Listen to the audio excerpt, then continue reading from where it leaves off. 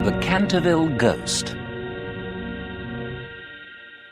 Mr. Hiram B. Otis was a rich American from New York.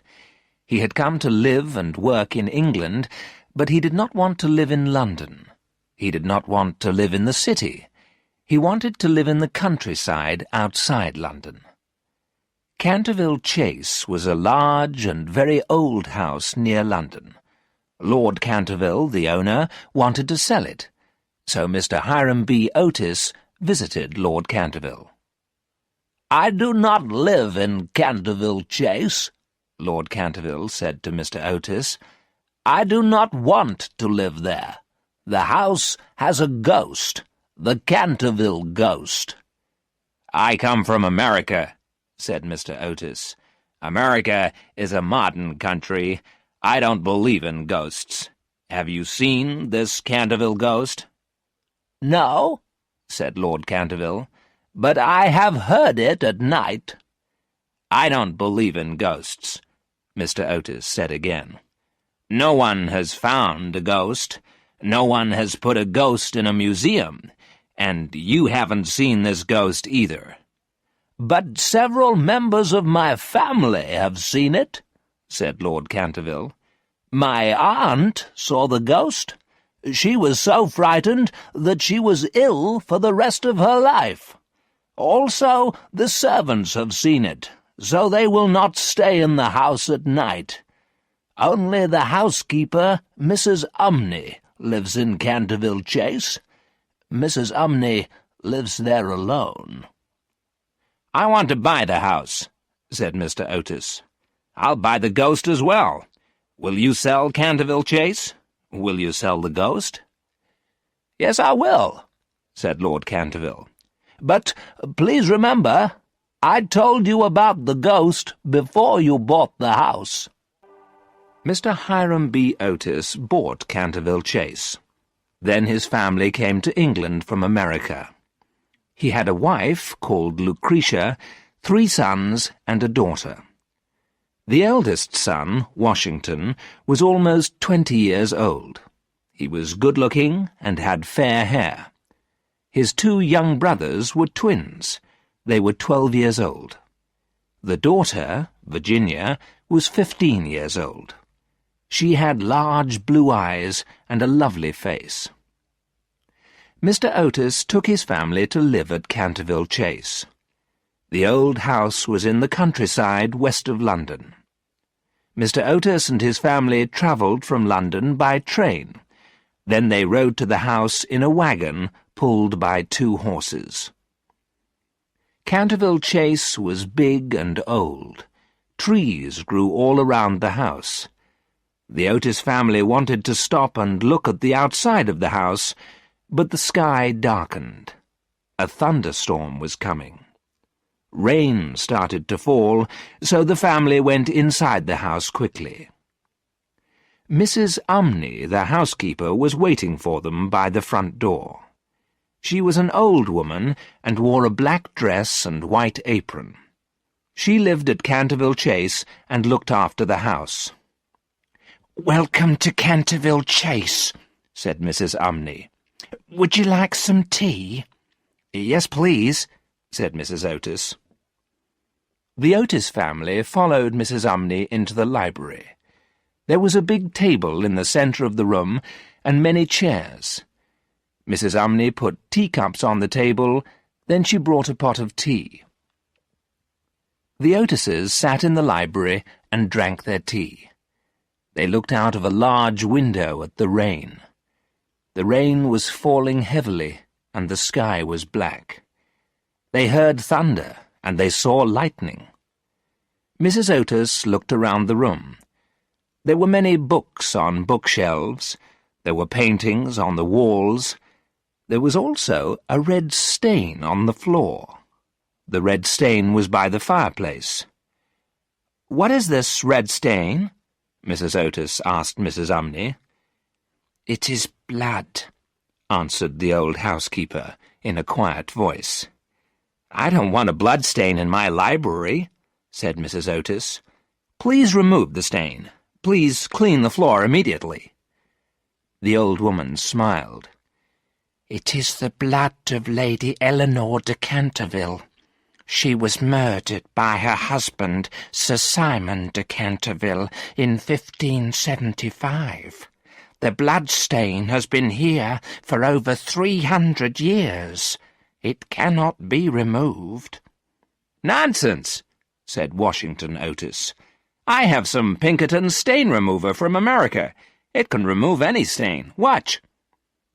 Washington Otis took the stain remover from a bag. Pinkerton's stain remover looked like a small black stick. He rubbed the stick on the blood stain. A minute later, the floor was clean. The stick had removed the stain quickly and easily. Mrs. Umney looked at the floor. She was frightened.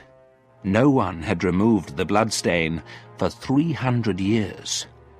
Mrs. Umney was very frightened. "Pinkertons can remove anything," said Washington Otis. "The bloodstain has gone." Lightning flashed and lit the library. Thunder crashed over the house. Mrs. Umney fainted. Mr. and Mrs. Otis ran across the library.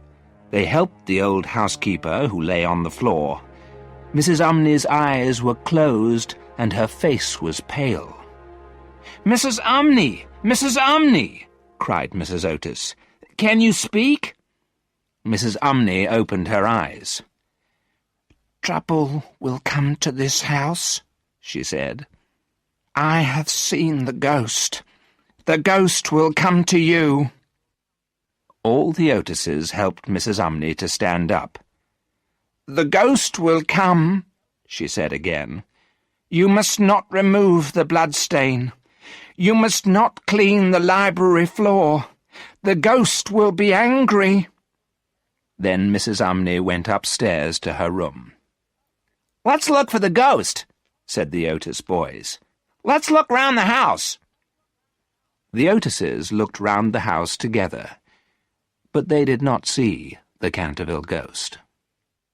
That night the family went to bed early. The storm continued all night. Next morning they went into the library. The bloodstain had reappeared on the floor. "I'll remove this bloodstain once more," said Washington Otis. "Mother doesn't want a bloodstain in the library. I'll clean the floor again." He removed the bloodstain with Pinkerton's stain remover.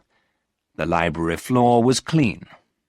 But the next morning the stain had come back again. "This is very strange," said Mr. Otis. "I'll lock the library door at night.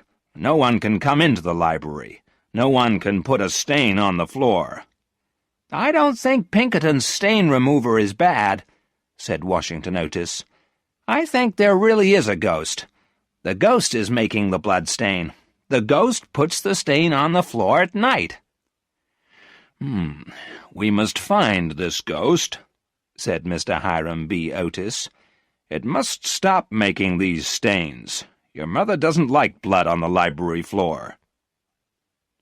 That day the family went out. They walked around the countryside near Canterville Chase. They went to the nearby village. They looked at the old village houses. Then they walked back to Canterville Chase through the woods. It was a summer evening, and the weather was fine. It was late when they got back to the house. The Otises were hungry and tired. After eating supper, they went to bed. The bedrooms were upstairs. There was a long corridor upstairs. The bedroom doors were along this corridor. Mr. Otis woke up after midnight. There was a strange noise outside his room. The sound was like metal chains. The chains were rubbing together. Mr. Otis got out of bed and opened the bedroom door. He looked into the corridor. He saw the Canterville ghost in the corridor. The ghost was an old man with burning red eyes. He had long grey hair and wore very old-fashioned clothes. There were chains on his hands and feet. He was rubbing the chains together so they made a noise. "My dear sir, your chains make a terrible noise," Mr. Otis said to the ghost. "You must put some oil on those chains. Here is some Tammany Rising Sun oil from the United States. Please put the oil on your chains." Mr. Otis put a bottle of oil on a table in the corridor. Then he closed his bedroom door and went back to bed. The Canterville ghost was very surprised. He had lived in Canterville Chase for 300 years. Everyone was frightened of him, because everyone was afraid of ghosts. But this American gentleman was not afraid. The Canterville ghost decided to work harder. He wanted to frighten the American. He made a terrible noise and shone a horrible green light in the corridor. Another door opened at the end of the corridor. Mr. Otis's youngest sons came out of their bedroom. The two young boys had the pillows from their beds in their hands. They threw the pillows at the ghost. They laughed at the ghost. The ghost was amazed and upset. No one had laughed at him before. He was a ghost. Everyone is frightened of ghosts. No one had ever laughed at the Canterville ghost before. The Canterville ghost did not know what to do. He disappeared through the wall, and the house became quiet. The ghost went to the secret room where he lived. He sat down on a chair. He thought about what had happened. He had frightened people for 300 years. He had looked through windows and frightened the servants. He had knocked on bedroom doors. He had frightened people in their beds. He had blown out candles in the night. He had turned green and made noises with his chains. Everyone had always been frightened. No one had given him rising sun oil to put on his chains. No one had thrown pillows at him. He was a very unhappy ghost. Washington Otis removed the bloodstain in the library every day. Every morning the stain had reappeared. But the stain was no longer the colour of blood. One morning it was brown, another morning it was purple, then it became bright green. The Otises laughed at the bloodstain. They looked for it every morning before breakfast. "What colour is it today?" asked Washington Otis. "It's green!" shouted the twins. "It's green blood today!" They laughed at the green blood stain on the library floor. Virginia Otis did not laugh. The young girl was silent at breakfast. The bloodstain made her feel sad, and she almost cried when she saw the bright green stain. She was sure that the ghost put the stain on the floor. She felt sorry for the ghost. "The stain has been here for 300 years, said Virginia. "We have been here for 3 weeks. The poor ghost puts the stain on the floor every night. Can't you leave the stain there?" But the others did not listen to Virginia. The second appearance of the ghost was on a Sunday night. The Otises had all gone to bed. Suddenly they were woken up. They heard a terrible crashing noise downstairs. The whole family ran out of their bedrooms. They ran downstairs. It was dark, but Mr. Otis and his eldest son carried candles. They heard another crashing noise in the hallway near the front door. There was a suit of armour in the hallway. This suit of armour was more than 300 years old. It had fallen over and made a loud noise. The Canterville ghost was sitting on the floor next to the armour. The ghost had tried to put on the suit of armour. He wanted to walk around the house and frighten the Otis family, but the metal suit was too heavy. The suit of armour had fallen onto the floor. The Canterville ghost was sitting beside the armour. He was rubbing his knee. He had hurt himself. Mr. Hiram B. Otis pointed a gun at the ghost. Washington Otis held his candle high in the air. The Otis twins laughed loudly. Virginia was afraid and stood beside her mother. They all looked at the Canterville ghost. The ghost was very angry. He stood up and gave a loud shout. He blew out the candle in Washington Otis's hand. There was no light in the hall. Then the ghost ran up the stairs in the darkness. He stopped at the top of the stairs and laughed. He had a frightening laugh. Men's hair had turned grey when they heard him laugh. But the Otises were not afraid. "Are you in pain?" asked Mrs. Otis.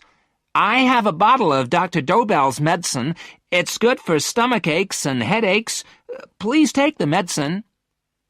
The ghost looked at Mrs. Otis angrily. Then he disappeared in a green cloud and went back to his secret room. He was very unhappy. He had tried to put on the suit of armor, but it was too heavy. The armor had fallen over, and the ghost had hurt his leg. The ghost stayed in his room during the day. He came out at night to visit the library. He repainted the bloodstain every night. And every morning Washington Otis removed the bloodstain with Pinkerton's stain remover. But the ghost had a problem. He had quickly finished all his red paint. Now his brown and purple paints were finished as well. So sometimes he painted the bloodstain green, sometimes blue. The ghost made plans. He wanted to frighten the Otis twins. He planned to visit the twins in the night. He planned to turn himself green and make a horrible noise. He planned to visit the twins in their bedroom. He planned to touch them with his ice-cold hands in the dark. He left his secret room at midnight. The house was dark. He climbed the stairs and walked along the corridor. The twins' bedroom was at the end of the corridor, round a corner. He turned the corner. Suddenly, he stopped. In front of him was a round face with a terrible mouth and burning eyes. Fire shone out of the mouth and eyes of this horrible face. It was the face of a ghost. The Canterville ghost gave a shout and ran back to his secret room. He had never seen a ghost before and felt very frightened. Before daylight came, the Canterville ghost felt better. Were there two ghosts in the house? He must find out. He must meet the second ghost. He went back upstairs and walked along the corridor towards the twins' room. The second ghost was still there, but its eyes were no longer burning. He went up to it. He touched it. The head of the second ghost fell onto the floor. It was not a ghost at all. It was a head made from a large, round vegetable called a pumpkin. The twins had put a candle inside it. There was a card on the floor. The Otis ghost, the only true Canterville ghost. The twins had put the head in the corridor to frighten him. This made the Canterville ghost very angry. What could he do? He could think of nothing at that moment, so he went back to his room. The ghost felt very weak and tired. He stayed in his room for 5 days.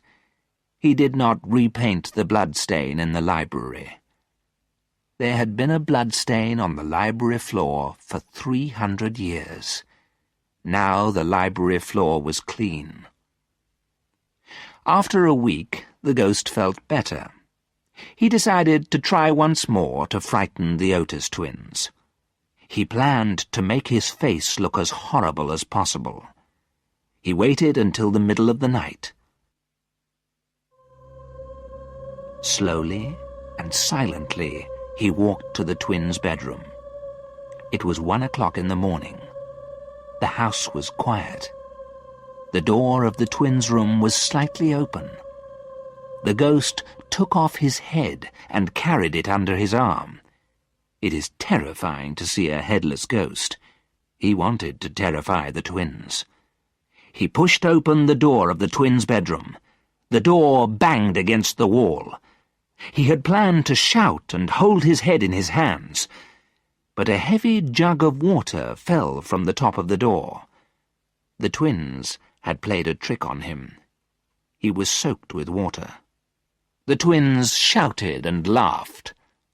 The ghost ran back down the corridor. He could not frighten the twins.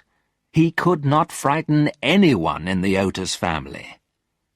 Washington Otis came out of his bedroom. The ghost stopped running. Behind him, the twins ran down the corridor.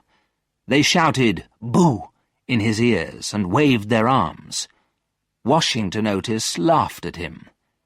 The ghost did not know what to do.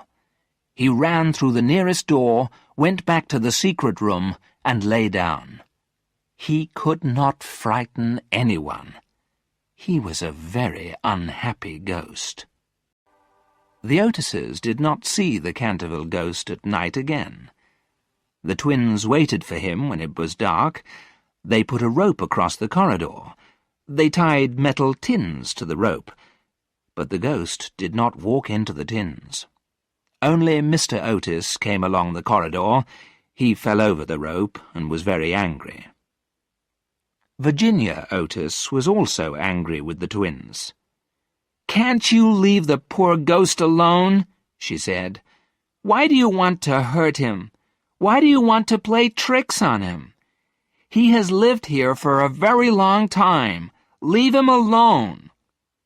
The twins did not listen, but the ghost heard Virginia's words. The words gave him hope.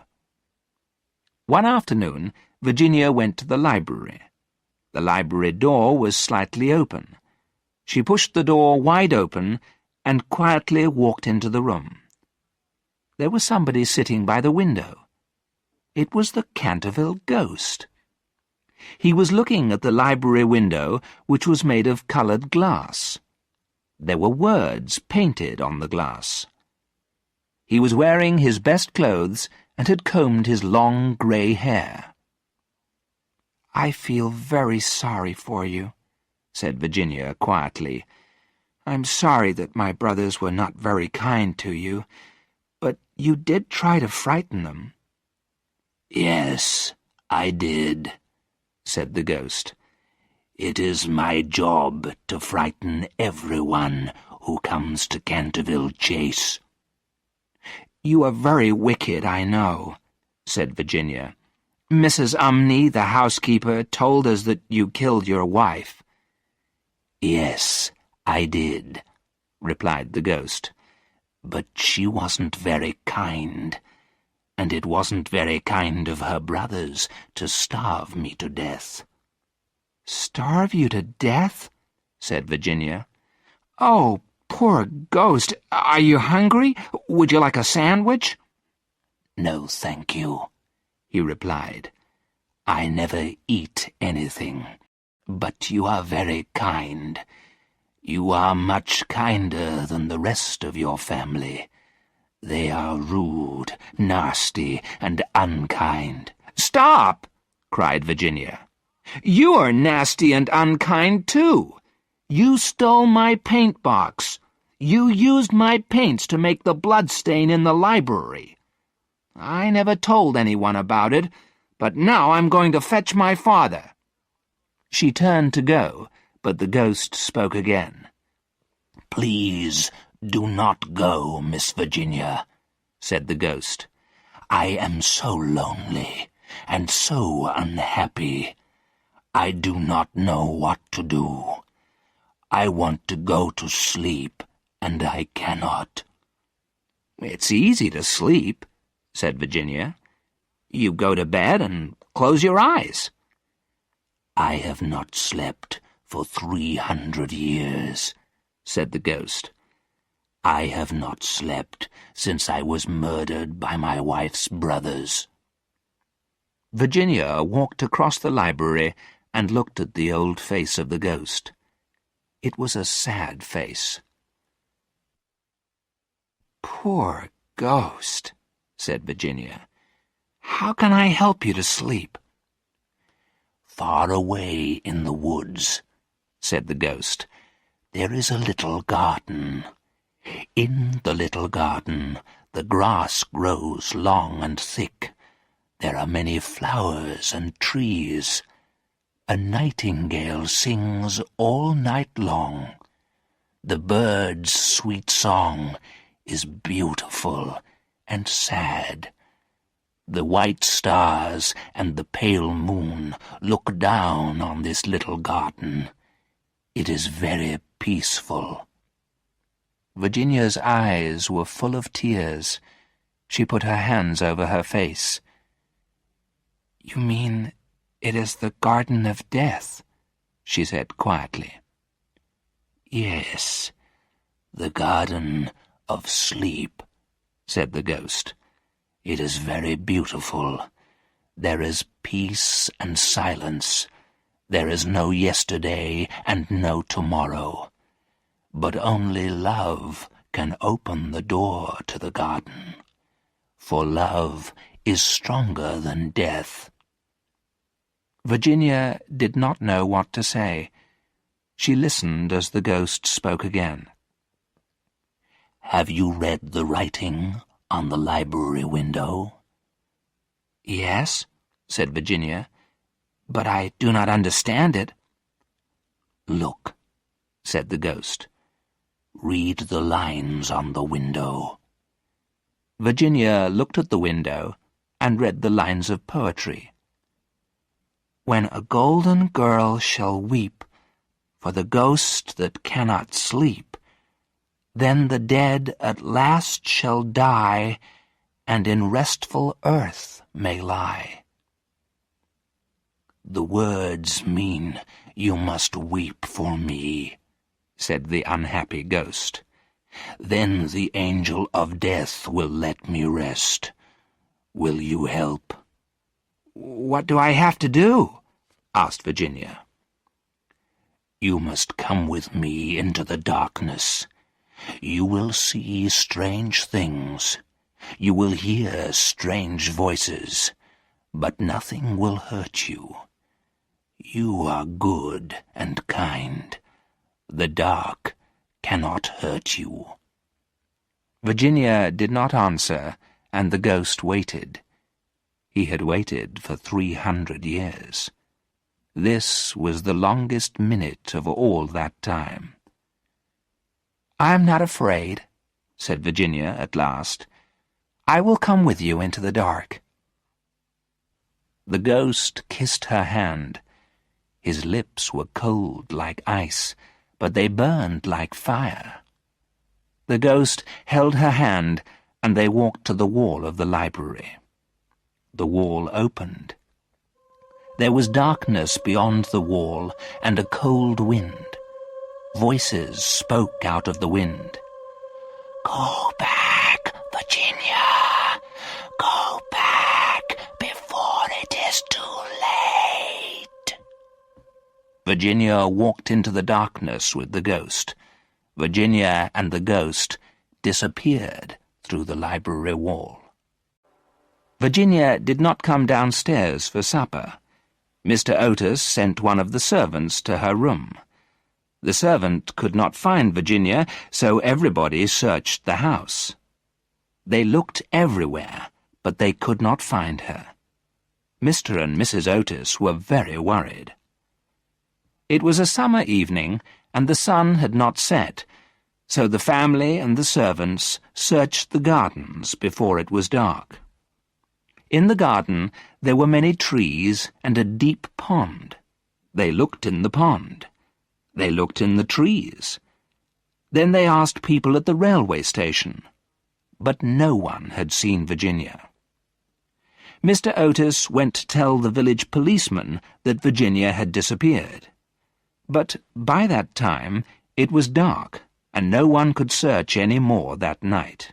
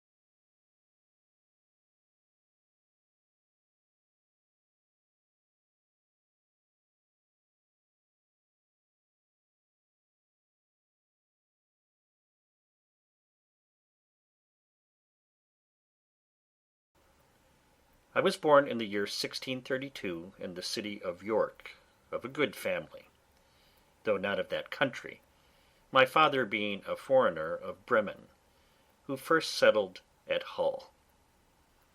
He got a good estate by merchandise, and leaving off his trade, lived afterwards at York, from whence he had married my mother, whose relations were named Robinson, a very good family in that country, and from whom I was called Robinson Crusoe. But, by the usual corruption of words in England, we are now called, nay, we call ourselves and write our name, Crusoe, and so my companions always called me. I had 2 elder brothers, one of whom was lieutenant colonel to an English regiment of foot in Flanders, formerly commanded by the famous Colonel Lockhart, and was killed at the battle near Dunkirk against the Spaniards. What became of my second brother I never knew, any more than my father or mother knew what became of me. Being the third son of the family and not bred to any trade, my head began to be filled very early with rambling thoughts. My father, who was very ancient, had given me a competent share of learning, as far as house education and a country free school generally go, and designed me for the law. But I would be satisfied with nothing but going to sea, and my inclination to this led me so strongly against the will, nay, the commands of my father, and against all the entreaties and persuasions of my mother and other friends, that there seemed to be something fatal in that propensity of nature, tending directly to the life of misery which was to befall me. My father, a wise and grave man, gave me serious and excellent counsel against what he foresaw was my design. He called me one morning into his chamber, where he was confined by the gout, and expostulated very warmly with me upon this subject. He asked me what reasons, more than a mere wandering inclination, I had for leaving father's house and my native country, where I might be well introduced, and had a prospect of raising my fortune by application and industry, with a life of ease and pleasure. He told me it was men of desperate fortunes on one hand, or of aspiring superior fortunes on the other, who went abroad upon adventures, to rise by enterprise, and make themselves famous in undertakings of a nature out of the common road.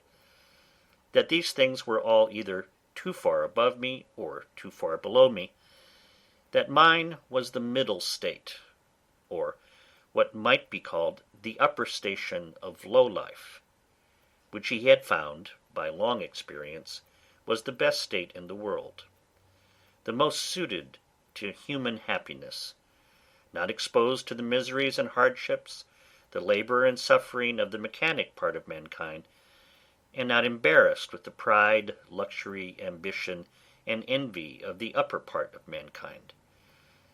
He told me I might judge of the happiness of the state by this one thing, that is, that this was the state of life which all other people envied, that kings have frequently lamented the miserable consequence of being born to great things, and wished they had been placed in the middle of the 2 extremes, between the mean and the great, that the wise man gave his testimony to this as the standard of felicity, when he prayed to have neither poverty nor riches.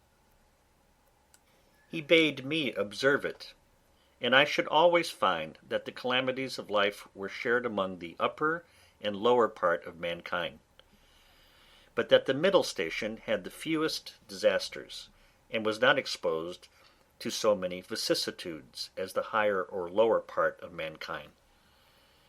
Nay, they were not subjected to so many distempers and uneasinesses, either of body or mind, as those who were, by vicious living, luxury, and extravagances on the one hand, or by hard labor, want of necessaries, and mean or insufficient diet on the other hand, bring distemper upon themselves by the natural consequences of their way of living. That the middle station of life was calculated for all kind of virtue and all kind of enjoyments, that peace and plenty were the handmaids of a middle fortune, that temperance, moderation, quietness, health, society, all agreeable diversions, and all desirable pleasures were the blessings attending the middle station of life, that this way men went silently and smoothly through the world, and comfortably out of it, not embarrassed with the labors of the hands or of the head, not sold to a life of slavery for daily bread, nor harassed with perplexed circumstances, which rob the soul of peace and the body of rest, nor enraged with the passion of envy, or the secret burning lust of ambition for great things, but in easy circumstances sliding gently through the world, and sensibly tasting the sweets of living without the bitter, feeling that they are happy, and learning by every day's experience to know it more sensibly.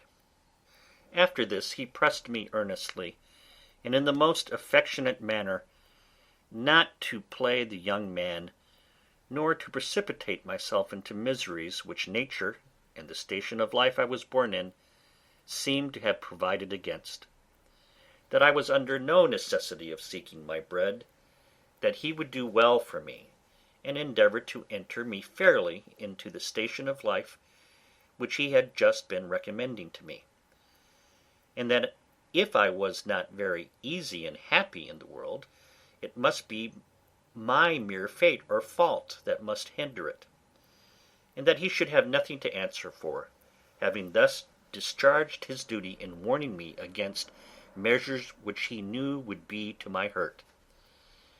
In a word, that as he would do very kind things for me if I would stay and settle at home as he directed, so he would not have so much hand in my misfortunes as to give me any encouragement to go away. And to close all, he told me I had my elder brother for an example, to whom he had used the same earnest persuasions to keep him from going into the Low Country wars, but could not prevail, his young desires prompting him to run into the army, where he was killed. And though he said he would not cease to pray for me, yet he would venture to say to me that if I did take this foolish step, God would not bless me, and I should have leisure hereafter to reflect upon having neglected his counsel, when there might be none to assist in my recovery. I observed in this last part of his discourse, which was truly prophetic, though I suppose my father did not know it to be so himself, I say I observed the tears run down his face very plentifully, especially when he spoke of my brother who was killed, and that when he spoke of my having leisure to repent, and none to assist me, he was so moved that he broke off the discourse, and told me his heart was so full he could say no more to me.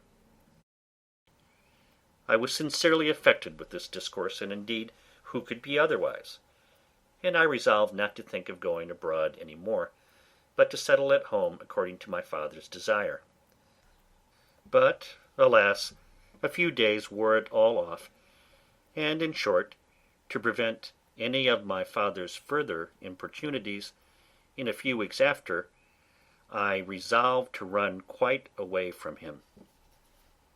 However, I did not act quite so hastily as the first heat of my resolution prompted, but I took my mother, at a time when I thought her a little more pleasant than ordinary, and told her that my thoughts were so entirely bent upon seeing the world that I should never settle to anything with resolution enough to go through with it, and my father had better give me his consent then force me to go without it, that I was now 18 years old, which was too late to go apprentice to a trade, or clerk to an attorney, and that I was sure if I did I should never serve out my time, but I should certainly run away from my master before my time was out, and go to sea. And if she would speak to my father to let me go one voyage abroad, if I came home again and did not like it, I would go no more, and I would promise by a double diligence to recover the time I had lost. This put my mother into a great passion.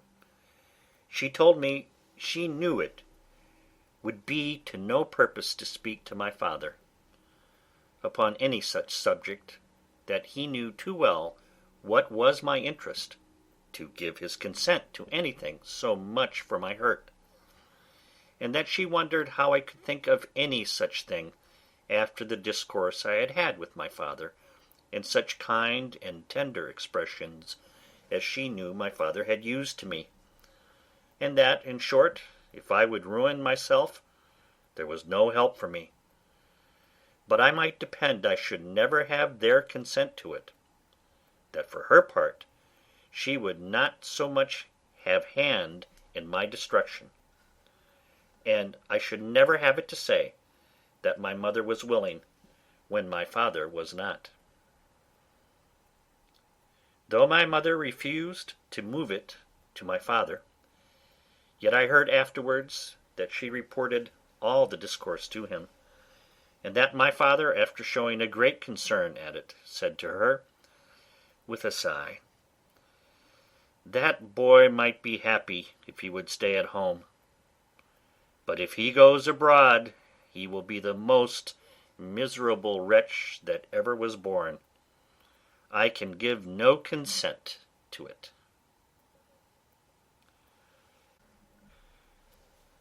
It was not till almost a year after this that I broke loose, though in the meantime I continued obstinately deaf to all proposals of settling to business, and frequently expostulated with my father and mother about their being so positively determined against what they knew my inclinations prompted me to. But being one day at Hull, where I went casually, and without any purpose of making an elopement at that time, but, I say, being there, and one of my companions being about to sail to London in his father's ship, and prompting me to go with them, with the common allurement of seafaring men, that it should cost me nothing for my passage, I consulted neither father nor mother any more, nor so much as sent them word of it, but leaving them to hear of it as they might, without asking God's blessing or my father's, without any consideration of circumstances or consequences, and in an ill hour, God knows, on the 1st of September, 1651, I went on board a ship bound for London. Never any young adventurer's misfortunes, I believe, began sooner or continued longer than mine. The ship was no sooner out of the Humber than the wind began to blow, and the sea to rise in a most frightful manner. And as I had never been at sea before, I was most inexpressibly sick in body and terrified in mind. I began now seriously to reflect upon what I had done, and how justly I was overtaken by the judgment of heaven for my wicked leaving my father's house and abandoning my duty. All the good counsels of my parents, my father's tears, and my mother's entreaties came now fresh into my mind, and my conscience, which was not yet come to the pitch of hardness to which it has since, reproached me with the contempt of advice, and the breach of my duty to God and my father. All this while the storm increased, and the sea went very high, though nothing like what I have seen many times since, no, nor what I saw a few days after, but it was enough to affect me then, who was but a young sailor and had never known anything of the matter. I expected every wave would have swallowed us up, and that every time the ship fell down as I thought it did in the trough or hollow of the sea, we should never rise more. In this act of mind, I made many vows and resolutions, that if it would please God to spare my life in this one voyage, if ever I got once my foot upon dry land again, I would go directly home to my father, and never set it into a ship again while I lived. That I would take his advice, and never run myself into such miseries as these any more. Now I saw plainly the goodness of his observations about the middle station of life, how easy, how comfortably he had lived all his days, and never had been exposed to tempests at sea or troubles on shore. And I resolved that I would, like a true repenting prodigal, go home to my father. These wise and sober thoughts continued all the while the storm lasted, and indeed some time after. But the next day the wind was abated, and the sea calmer, and I began to be a little inured to it. However, I was very grave for all that day, being also a little seasick still. But towards night the weather cleared up, the wind was quite over, and a charming fine evening followed. The sun went down perfectly clear, and rose so the next morning, and having little or no wind, and a smooth sea, the sun shining upon it, the sight was, I thought, the most delightful that ever I saw. I had slept well in the night, and was now no more seasick, but very cheerful, looking with wonder upon the sea that was so rough and terrible the day before, and could be so calm and so pleasant in so little a time after. And now, lest my good resolutions should continue, my companion, who had enticed me away, comes to me. "Well, Bob," says he, clapping me upon the shoulder, "how do you do after it? I warrant you were frighted, weren't you, last night, when it blew but a capful of wind?" "A capful, do you call it?" said I. "'Twas a terrible storm." "A storm, you fool you," replies he. "Do you call that a storm? Why, it was nothing at all. Give us but a good ship and sea room, and we think nothing of such a squall of wind as that. But you're but a fresh-water sailor, Bob. Come, let us make a bowl of punch, and we'll forget all that. D'ye see what charming weather 'tis now?" To make short this sad part of my story, we went the way of all sailors. The punch was made, and I was made half drunk with it, and in that one night's wickedness I drowned all my repentance, all my reflections upon my past conduct, all my resolutions for the future. In a word, as the sea was returned to its smoothness of surface and settled calmness by the abatement of that storm, so the hurry of my thoughts being over, my fears and apprehensions being swallowed up by the sea, being forgotten, and the current of my former desires returned, I entirely forgot the vows and promises that I made in my distress. I found, indeed, some intervals of reflection, and the serious thoughts did, as it were, endeavour to return again sometimes, but I shook them off, and roused myself from them as if it were from a distemper, and applying myself to drinking and company, soon mastered the return of those fits, for so I called them, and I had in 5 or 6 days got as complete a victory over conscience as any young fellow that resolved not to be troubled with it could desire. But I was to have another trial for it still, and Providence, as in such cases generally it does, resolved to leave me entirely without excuse, for if I would not take this for a deliverance, the next was to be such a one as the worst and most hardened wretch among us would confess both the danger and the mercy of. The 6th day of our being at sea we came into Yarmouth roads. The wind having been contrary and the weather calm, we had made but little way since the storm. Here we were obliged to come to an anchor, and here we lay, the wind continuing contrary, that is, at southwest, for 7 or 8 days, during which time a great many ships from Newcastle came into the same roads, as the common harbour where the ships might wait for a wind for the river. We had not, however, rid here so long, but we would have tided it up the river, but that the wind blew too fresh, and after that we had lain 4 or 5 days, blew very hard.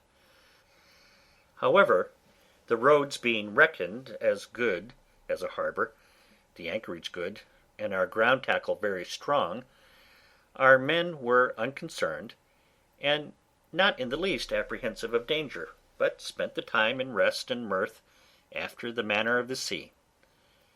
But the 8th day in the morning the wind increased, and we had all hands at work to strike our topmasts, and make everything snug and close, that the ship might ride as easy as possible.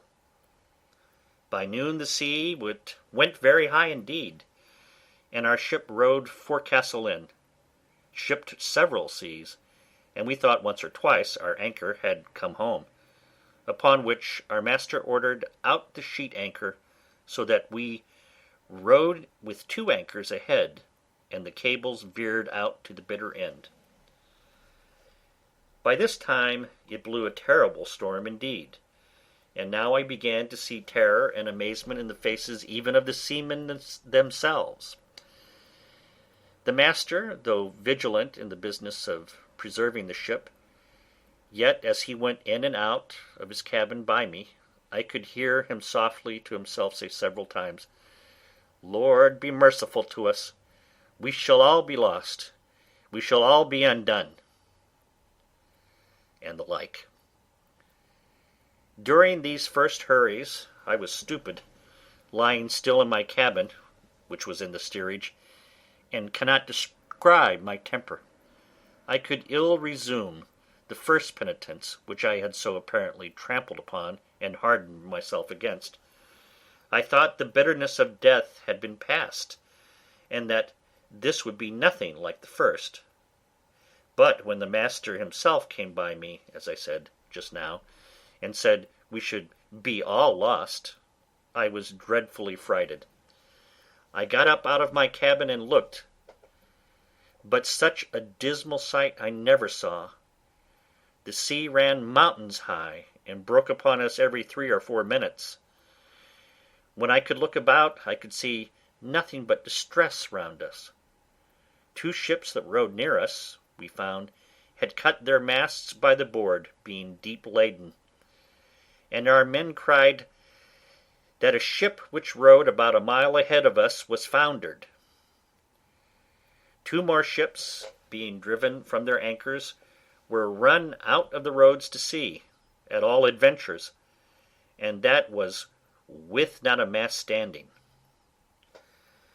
The light ships fared the best, as not so much labouring in the sea, but 2 or 3 of them drove, and came close by us, running away with only their spritsail out before the wind. Towards the evening, the mate and boatswain begged the master of our ship to let them cut away the foremast, which he was very unwilling to do,